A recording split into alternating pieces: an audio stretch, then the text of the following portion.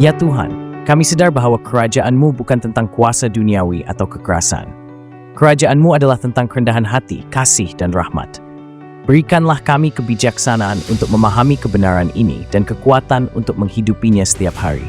Lengkapkanlah kami untuk melayani dengan tulus, menghibur mereka yang terluka, dan memberi dorongan kepada mereka yang merasa dilupakan. Biarlah hidup kami mencerminkan nilai-nilai kerajaan-Mu di bumi ini. Ya Tuhan, tolonglah kami untuk hidup sebagai warga negara syurga mulai hari ini. Alihkanlah fokus kami daripada diri sendiri kepada orang-orang di sekitar kami. Siapakah yang memerlukan telinga yang mendengar, kata-kata yang ramah, atau tangan yang membantu? Tunjukkanlah kepada kami mereka yang lapar, yang kekurangan pakaian untuk anak-anak mereka, atau yang sangat memerlukan kesaksian tentang kuasa transformasi Yesus. Berbicaralah kepada hati kami, dan tanamkan kerajaan-Mu di dalam hidup kami. Semoga kami hidup setiap saat sebagai duta kasih dan terang-Mu. Amin. Shalom dan salam sejahtera. Selamat kembali lagi dalam siri ibadah 10 hari berdoa. Tema kita pada tahun ini adalah Tetapi Bila Engkau Berdoa. Doa adalah nafas kehidupan yang menghubungkan kita dengan Tuhan. Dengan kehidupan yang penuh dengan doa, kita akan mendapat kekuatan baru pada setiap masa. Hari ini kita akan berbicara tentang betapa pentingnya bagi kita untuk mengalami perubahan hati dan karakter di dunia ini terlebih dahulu sebelum pun melangkah ke surga. Kerajaan Allah itu harus didirikan di bumi ini dan para bakal penghuni surga harus mengalami transformasi rohani di dalam diri mereka pada hari ini. Dalam Lukas 17 ayat 21 firman Tuhan menyatakan, sebab sesungguhnya kerajaan Allah ada di antara kamu. Sahabat yang dikasihi, ini adalah pernyataan yang luar biasa, karena Yesus tidak hanya berbicara tentang kerajaan yang akan datang di surga, tetapi tentang realiti rohani yang sudah dimulai di dalam hati kita. Kehendak Tuhan itu harus menjadi nyata di dalam kehidupan kita sekarang sebelum kita berdiam dengannya di surga. Perubahan hati dan karakter adalah langkah awal untuk membawa kerajaannya ke bumi.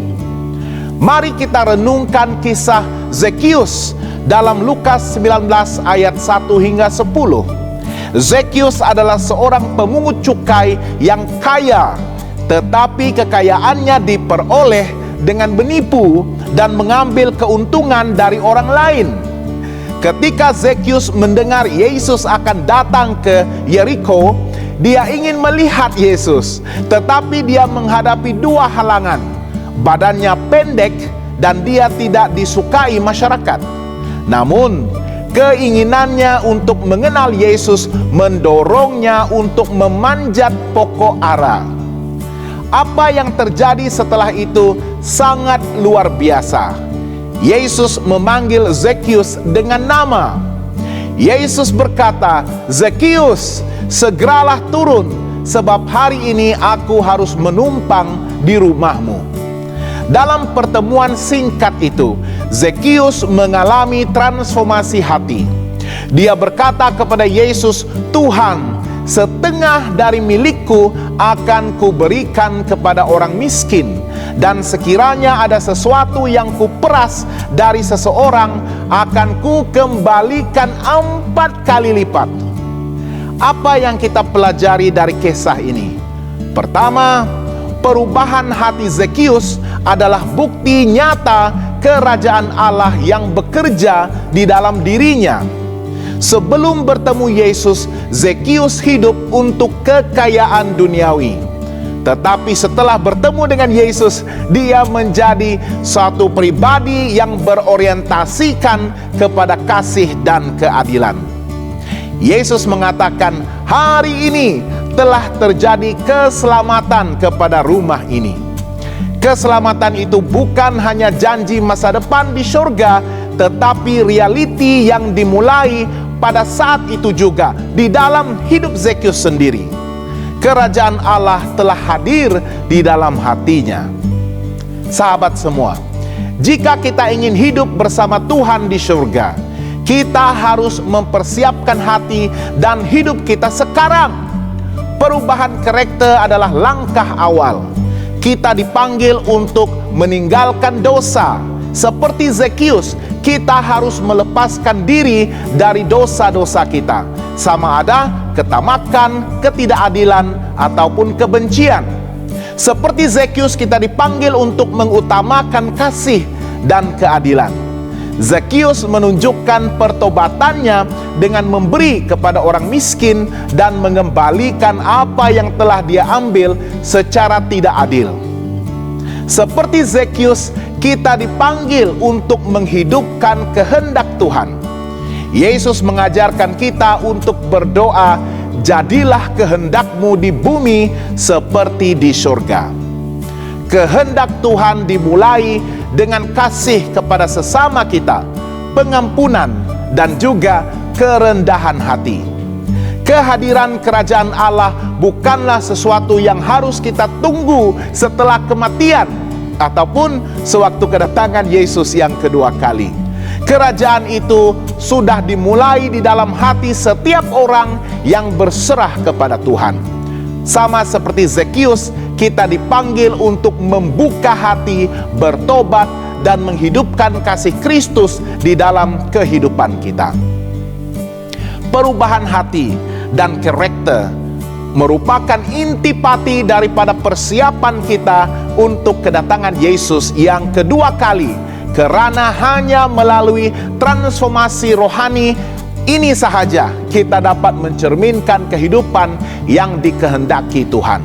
Alkitab menegaskan dalam Ibrani 12 ayat 14 bahwa tanpa kekudusan tidak seorang pun akan melihat Tuhan.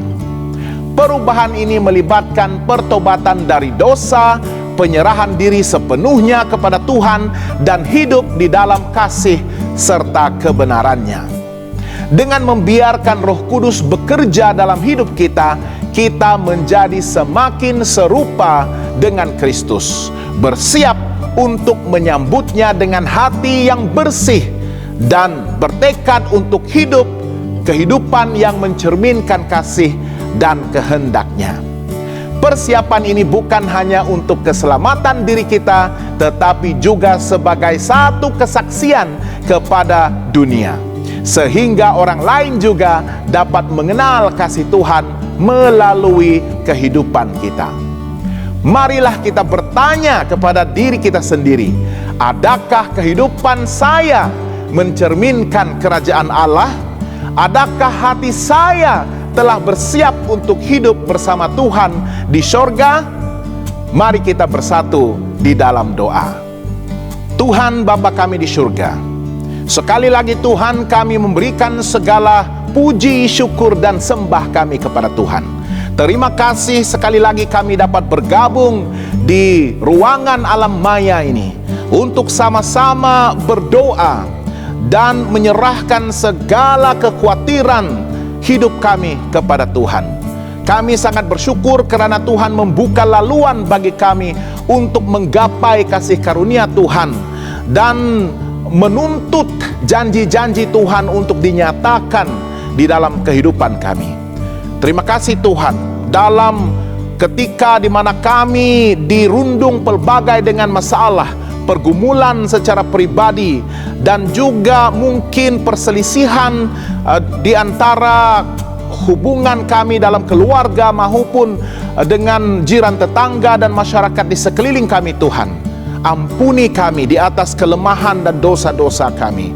Tolong kami untuk sentiasa berserah sepenuhnya kepadamu, dan tolong kami untuk menghidupkan kehendak-Mu dan untuk memastikan dengan penuh tekad bahwa kami sudah pun menghidupi kerajaan-Mu di dalam kehidupan kami pada saat ini. Sekiranya kami masih lagi memiliki hati yang keras, lembutkan hati kami. Sekiranya kami masih lagi meletakkan ego dan kepentingan diri sendiri mengatasi kehendak-Mu Tuhan, tolong Tuhan tekankan ego kami, dan biarlah kami mendahulukan Kristus dalam segala perkara. Tolong kami untuk menjadi bakal penghuni surga yang dapat memperlihatkan kasih Tuhan dan kebenaran Tuhan melalui kehidupan kami pada saat ini. Tolong kami untuk mendirikan kerajaan Allah di bumi pada ketika ini, agar orang akan melihat perbezaan yang ketara di antara duta-duta kerajaan Tuhan, dan melalui kasih dan juga rahmat yang Tuhan salurkan melalui kami akan dapat menjangkau lebih ramai lagi jiwa mereka yang akan membuat keputusan untuk menjadi penghuni surga dan mendirikan kerajaan Allah di bumi ini. Pada hari ini Tuhan, kami doakan untuk teman-teman kami dimanapun mereka berada. Apapun masalah dan pergumulan mereka, Tuhan jamah mereka, sentuh hati mereka, dan Tuhan perkasakan mereka dengan Roh Kudus-Mu untuk membolehkan mereka membuat keputusan-keputusan yang penting, yang akan memberi segala pujian kepadamu Tuhan, dan akan memberkati kehidupan mereka secara pribadi. Tolong Tuhan, sediakan segala keperluan mereka. Jangan biarkan kami semua kekurangan Tuhan, tetapi dalam kekayaan dan kebesaran-Mu, Engkau akan memastikan kami hidup diperlengkapi dengan segala yang kami perlukan, sementara kami dengan penuh semangat dan tekad melayani di dalam pekerjaan-Mu. Terima kasih Tuhan, karena Engkau memberkati gereja sedunia kami. Biarlah kami merasakan goncangan Roh Kudus Tuhan untuk membangunkan kami daripada tidur rohani kami, supaya kami bangkit, ada transformasi, ada reformasi, supaya kami lebih bernyala-nyala, berkobar-kobar dalam semangat kami untuk menginjil dan memastikan berita baik kedatangan Yesus Kristus itu dapat disebarkan ke seluruh dunia dan menjangkau seluruh manusia, dan ramai yang akan dipersiapkan bagi kerajaan surga. Terima kasih Tuhan, sehingga kami dipertemukan pada malam esok. Kami doakan semua ini hanya dalam nama Yesus Kristus Tuhan dan Juru Selamat semua kami. Amin. Baiklah, terima kasih karena masih lagi setia mengikuti ibadah 10 hari berdoa bersama dengan Hope Channel Asia Tenggara. Kita akan bertemu lagi pada malam esok untuk malam yang ke-7. Semoga Tuhan memberkati.